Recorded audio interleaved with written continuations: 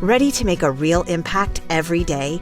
Join the Active Day Home Care team and help clients maintain their independence in the comfort of their own homes. Make a difference in someone's life as you provide essential daily assistance and protect their health and happiness. Earn up to $20 an hour and enjoy additional perks like optional daily pay, 401k, paid time off, ongoing educational training, and more. Join a team that values care, compassion, and your professional growth. Visit activeday.com to apply.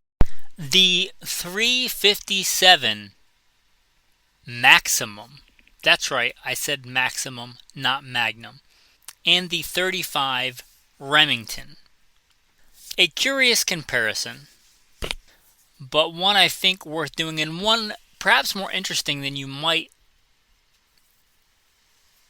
realize at first glance. There's a lot of nuance and rabbit holes. If you are a cartridge nerd, much like myself, you, I think, may find this titillating, intriguing. With that, welcome to Gunfighter Life, the podcast where we talk about guns, gunfighting, tactics, ballistics, the right way, with almighty God at the center, biblical, Judeo-Christian values, and real-world military, law enforcement, competitive shooting, hunting, experience. Bio link in the show notes. With that, the 35 calibers. I know that like 30 caliber is America's rifle caliber, like by far the most popular. 30, 308, 30-06, 300 Win Mag, etc. However, I think America's bigger bore, to an African dangerous game hunter, they may consider it like a medium bore. To your average whitetail hunter, you might consider it a big bore, but our kind of big bore, we always, I think, have had more of a soft spot, at least in the past 100 years or so, for the 35 calibers. These are such calibers. Now, I have done entire standalone episodes on both of these cartridges. I'm not going to insult your intelligence. I'm sure you can figure out how to put in Gunfighter Life and those calibers in a search engine and find them. So I'm not going to completely rehash each one of the calibers, but I will give a brief synopsis. Now, to give credit where it's due, a couple of different places. What got me thinking about this and talking about this was our group chat, which you would have if you would have access to, at least if you were a patron. Whether you wanted to partake or not, that'd be up to you. But the 357 Maximum surprisingly has way more traction than you might think in the group chat. It's got some fans. If you're not familiar, this is my synopsis here of the 357 Magnum.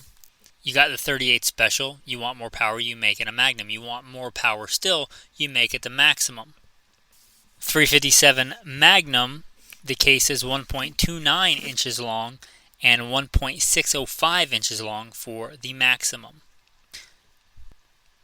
I'm going to delve into the Hornady reloading manual. It's a much older manual, but I have it. It was within arm's reach when I started recording the podcast. Let's go here.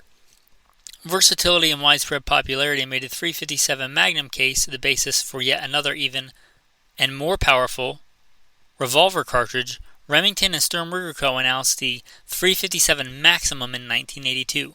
The new cartridge is similar to the 357 Magnum, but with 0.305 longer to hold more powder. Ruger's Blackhawk had a longer cylinder and frame to accommodate the 357 Maximum. The intent of this new cartridge was a more powerful round for hunting or silhouette shooting, yet still allowing the use of readily available 357 Magnum bullets and reloading dies. Okay, so the only thing I'm really familiar with this cartridge for is silhouette shooting. You're knocking over like a metal ram at a longer distance, and the more power may be beneficial. It's not a speed shooting discipline. The weight of the gun is not really a discipline. Now, I'm going to say it gets a surprising amount of traction in the chat. I don't really understand why. What are you trying to do that you cannot do with the 357 Magnum? But I think the appeal to this is more power, and a lot of Americans like that. More is better, supersize it, get the double shot of espresso, get the extra side of fries, lift your truck another 4 inches. Like a lot of Americans are more is better. The 357 Maximum is more. How much more? Well, looking apples to apples, the same reloading manual is the old Hornady manual. It lists 357 Magnum. A hot load in here is 125 grains at 1,500 feet a second. And it lists 125 grain at 1850 for the Remington Maximum. That is quite a bit more. It lists 180 grain at 1450, and if we go back to the 357 Magnum, it lists, well, it doesn't even list it lists 180 grain at 1150. So 1450 for the Maximum and 1150 for the Magnum. These are handgun ballistics here. I assume you're thinking about this in a revolver. At least that's what I thought at first. Here's the thing. Revolvers, newsflash to nobody, need a cylinder. You're going to have to make the frame and the cylinder that much longer, which means you'd have to put it in a bigger frame. When I look at what I would think would be a comparable size frame, I looked up the X frame. They don't make this in the 357 Maximum, but they make it in a 350 Legend, which is kind of similar. Thing weighed like 4.4 pounds. 4 point something pounds. That's a handgun in name only. Like, you're doing that to say that you can do it, but to me it's not practical. I have, for instance, my guide rifle. I was a professional big game hunter and guide. My guide rifle, which is a full powered rifle, bolt action Kimber, weighs 4 point something pounds. That revolver weighs 4 point something pounds. You're going to need a longer frame, and each cylinder has to be longer, which is quite a bit more weight. Those things, to me, are comical. They, again, are a handgun in name only. If I wanted more power than the 357 Magnum, to me, I would move up, just get a manageable size gun in a 44 Magnum, which would still be a big handgun, but not comical to me, a manageable size handgun. Or I would look at the 454 Casull, also manageable size. You don't have to move up to the X frame. Get that in like a large frame Ruger Super Red Hawk, which is a big but manageable size revolver, I think. I don't know if you could fit that in for the 357 Maximum. And there's no real revolver chamber for this cartridge. You know, the old Ruger Blackhawk had a bigger frame and cylinder. I know Dan Wesson used to make revolvers in this. Have fun trying to find one of those. And I don't know of any other revolvers. One of the guys in the chat said that he wanted to do this in a rifle, which is where the 35 Remington will come in. Talking about getting a falling block in 357 Maximum. To me, that makes more sense because you're not adding weight to the rifle. You're actually reducing weight in the rifle because you're reaming out the chamber a little bit more. And you don't have to make the action any longer because you're literally dropping in one round. You don't have to worry about rate of fire because it's a single shot. Take you longer to break it open and then reload than it is to recover from the recoil. So that's kind of a moot point. So there it kind of makes sense. And I brought this up. The only real handgun this makes sense to me in is a Thompson Center Contender or Encore. Because like we just discussed, it is a single shot. So the rate of fire it's a single shot. And then you don't shoot it once and throw it away. But your rate of fire is probably not hindered by the recoil. It's probably hindered by the amount of time it takes you to reload the action. Doesn't make a lot of sense to me in a revolver. Sorry, I know it's going to make some people upset, but if you want it, you want it, let's be honest, because you want it.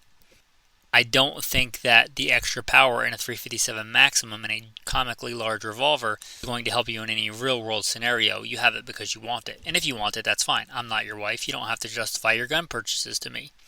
In a Thompson Center Contender, okay, I could see that. You're gaining quite a bit of power. You're not really giving much up, except for perhaps some feeling in your hand. But, okay.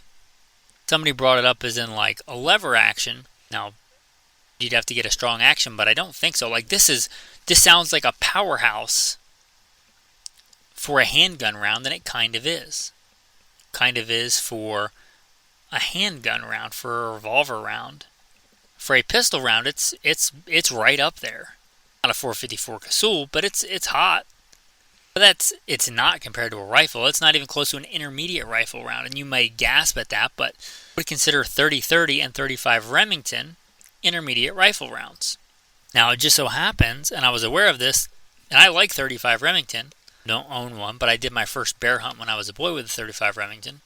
I was a poor boy with a single shot shotgun at the time, and I borrowed a friend's father's 35 Remington. Cool story, but that is his one and only centerfire rifle, and he still owns it. But anyway, back to the ballistics. Okay, my manual just so happens to list a load for the same kind of pistol bullets for both cartridges. So again, is this powerful for a handgun? Yeah. Is it a rifle round? No. 158 grain XTP. Very popular bullet. Now, I'm not saying it's the best bullet, but this is a Hornady manual. It lists the same XTP going to the 35 Remington, an intermediate, not even a full powered in my opinion, an intermediate rifle round. The 35 Remington, did you know that you can also load those with XTP, 357 Magnum bullets, .357 diameter bullets? Technically, I think 35 Remington is a 358, but you can load them with 357. It lists a velocity of 2,200 feet a second. For the maximum, the 357 maximum, you get a velocity of 1,600 feet a second.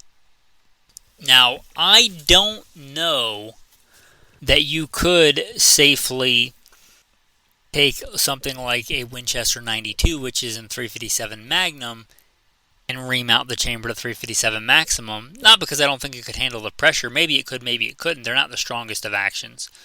Probably strong enough. I don't know. Have to ask an engineer that. But even if you could, I don't know that it's long enough to actually lift and feed those rounds out of the tube. I think probably not, but I could be wrong about that.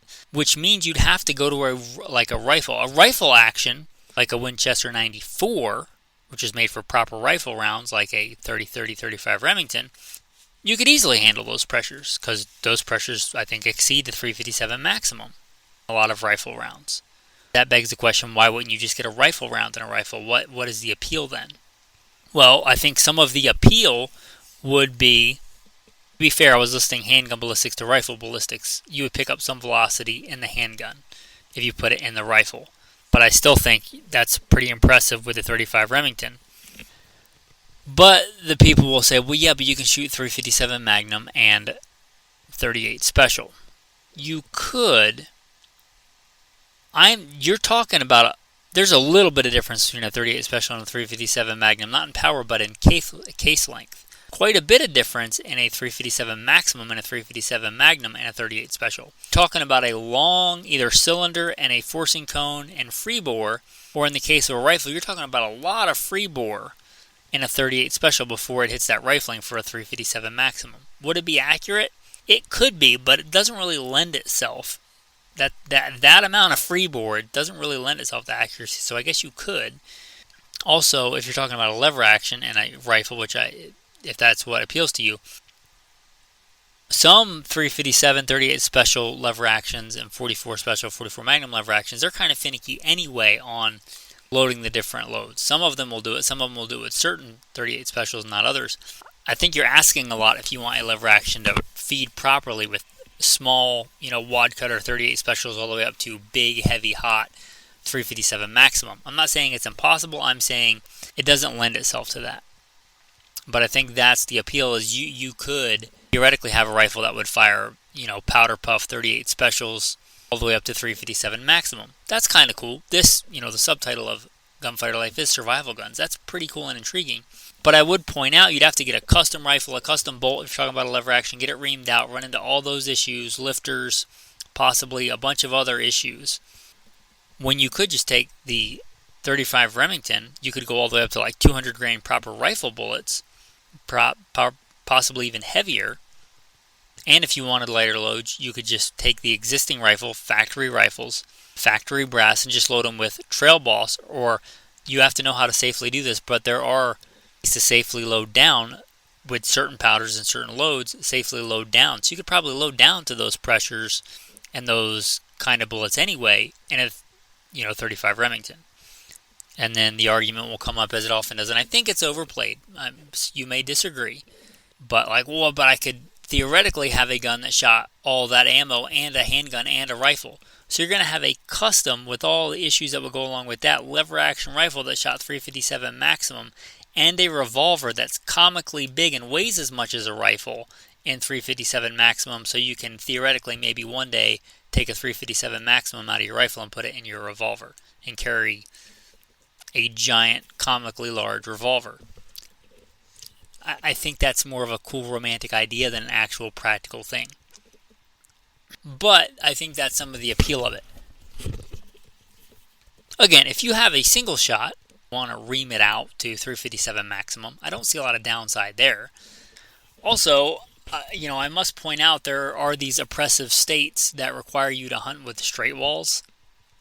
So if that intrigues you, 357 Maximum would have a little bit of advantage there compared to a 357 Magnum. Although I think 357 Magnum is totally adequate in a rifle carbine for deer with a proper load. Again, is it more power? Does that really appeal to some people? It does. But again, since you're talking about a highly custom proposition and all but a single shot where you can just ream it out, it would seem more logical to move up to something else. As much as I don't like the straight wall laws, a simple turnkey solution would seem like the 360 Buckhammer. The 357 Maximum and the 35 Remington. Now, 35 Remington is a great cartridge just out of the box. If you just want a good lever action rifle, to be honest, really the 30-30 is a great round, an all-around round. You could make an argument that it's just as good and more available and more practical. But I'm going to be honest with you. I think if you're getting a lever action in 2025, you don't really care about practical. You're doing it a lot for nostalgia and cool factor. Right? I mean, let's be honest. Well, 35 Remington has nostalgia and cool factor. 35 Remington, we read a little bit about the... Are you ready to unlock your creativity and transform your passion for beauty into a career? Southeastern College is here to help you take your first steps towards training for a career in cosmetology. Unlock your potential and start your path towards a career making people feel confident. It's time to invest in yourself. Visit sec.edu for more information on our programs and take the first step toward training for a brand new career in cosmetology. Your before and after story starts now at Southeastern College. 358 Maximum, which came out in 1982. 35 Remington came out in 1908. It's almost as old as 30-06. 2 years difference there. And it didn't actually come out in a lever action. It came out in a semi-auto. Yeah, they had semi-autos and hunted with semi-autos back in 1908, believe it or not. A heavy-hitting intermediate rifle cartridge in a semi-automatic rifle. They were doing that and hunting with that in 1908. That's pretty cool. So if you want cool factor and nostalgia, 35 Remington has been around for well over 100 years. I'm pretty sure that qualifies it as a classic. The classic loading for that is going to be a 200 grain bullet. My manual lists a 200 grain bullet up to 2100 feet a second. That is no slouch. I must also mention that this manual also has load data for the 357 Remington Maximum for the Thompson Center. The Thompson Center is a single shot. It's got a strong action. You're not going to have the forcing cone like you would have in a not the forcing cone. You're not going to have the cylinder gap before the forcing cone like you would have in a revolver bleeding off gas and energy. You also could actually shoot pointed bullets in it. They would actually probably fit because it's a single shot, and you can't do that in a lever action for obvious reasons. Chain detonations probably aren't going to fit well in the revolver because they're going to be too long. At Thompson Center you can. It lists hot loads for the Thompson Center in this manual. And we just listed the 200 grain at 2100 for the 35 Remington. This lists a 200 grain for the 357 Maximum at 1650. Is it a 35 Remington? No. Is it more powerful than a 357 Magnum? For sure. 200 grain bullet at 1650? Yeah. A rifle round? No, but it's hotter than a lot of pistol rounds. And it's a straight wall. So, again, maybe not for me unless I was going to ream out or get a barrel for a Thompson Center Contender because I really like that platform in a rifle or a pistol. To me, that kind of makes sense. Or pick your, single shot if you wanted to ream out an H&R handy rifle. If it's safe to do so, you'd have to ask an engineer or a metallurgist about that. But, pick your single shot. To me, I don't see a whole lot of downside there other than the recoil. But for most other things, I don't know. To me, I don't get it, but a lot of people do. Again, there's a lot more fanboys than I would have thought for the 357 Maximum. So, I thought it was worth an episode, and it's a cool round, and the 35 Remington is a cool round, and it seemed to me like a pretty good comparison to compare it to. You also may want to compare it to the 350 Legend. I'm not going to do that in this episode, but you should look at the numbers on that. They do make a handgun. This is one I looked at in the X-Frame when 357 Maximum came up. We make that in 350 Legend and an X-Frame. Again, it's 4-point-something pounds. It weighs as much as some rifles. And I think it's a handgun in name only. Like, it's not, I don't consider it a practical handgun if you've ever handled an X-Frame. But if you just want cool factor, there you go. If there's enough interest, again, there's a lot more fanboys for the 357 Maximum, considering its short-lived lifespan and popularity. That maybe, if you guys want, let me know, and maybe I would do a 357 Maximum versus 350 Legend. 357 Maximum versus 35 Legend. Are you guys even interested in that? I don't live anywhere near a straight wall state. I don't really have any love for the 350 Legend. But maybe that's intriguing to you guys. If it is, let me know. I'm here to serve you guys. Also, these cartridge comparisons tend to do pretty well on YouTube. I don't like YouTube. I think YouTube has perhaps done as much harm as good to the firearms community. I don't really have a desire to be part of the GunTube glitterati. But I do sometimes put out these episodes on YouTube, hoping people will find them, and then go to the podcast. Unless you were in a prison cell or a cubicle, you're not just sitting there listening to or watching this on YouTube. Hopefully you're listening to a podcast and doing something, productive while you're doing it.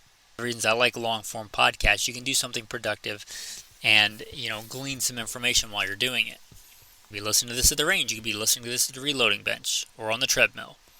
That's why I like podcasts. So if you're getting this on YouTube, consider, even if you're not normally a podcaster, consider going to, Apple, if you use Apple devices, going to, Apple Podcasts or Spotify or many of the other free podcast streaming platforms. Consider when I talk to people that don't know what a podcast is, and those people still exist, it's like an old school radio show that you would listen to on the AM radio late at night when you were a cop or whatever, way late at night. Like, you have these talk radio shows come on about random stuff, except you get to pick the stuff that you actually like and want to hear about. So if that intrigues you, you're not normally into podcasts, consider finding this on a podcast streaming platform and listening to it. Alright, enough of that. Hardcore revolver aficionados are going to know this, but if you shoot a bunch of shorter rounds out of a revolver or other gun that can take different size rounds, say 38 Special, 357 Magnum, that's a real common one. Even more so if you're shooting like a bunch of 38 Specials out of a 357 Maximum, you're going to get a lot of dirt in those cylinders and an amount of free bore like we talked about. It may be hard after a while to actually chamber the bigger rounds. You're going to have to clean it. A good bronze brush or copper brush with a good powder solvent will get rid of that. So if you find yourself in that boat, again, hardcore revolver guys are going to know that. But if you're not and you just bought a revolver and you've only ever shot a Glock 19, you may not know that because all those rounds are pretty much the same overall length. If you run into problems, you shot a bunch of 38 Special and you can't get your 357 Magnums in there, again, some kind of aggressive brush, some CLP or powder solvent in there, brush that cylinder, pull a bore snake through it, pull a bore snake through the barrel, and off to the races. Anyway, that's your tactical tip of the day, your tactical verse of the day. Your tactical verse of the day, I don't know about you, but I often struggle with patience, if you can believe that. So, one of the Psalms I really like is Psalm 40. The first part of the Psalm, I waited patiently for the Lord, and he inclined to me and heard my cry. He also brought me out of a horrible pit, out of the miry clay, and set my feet upon a rock, and established my steps. He has put a new song in my mouth. Praise to our God. Many will see it and fear, and will trust in the Lord. Blessed is the man who makes the Lord his trust. Thanks for listening, and have a blessed day.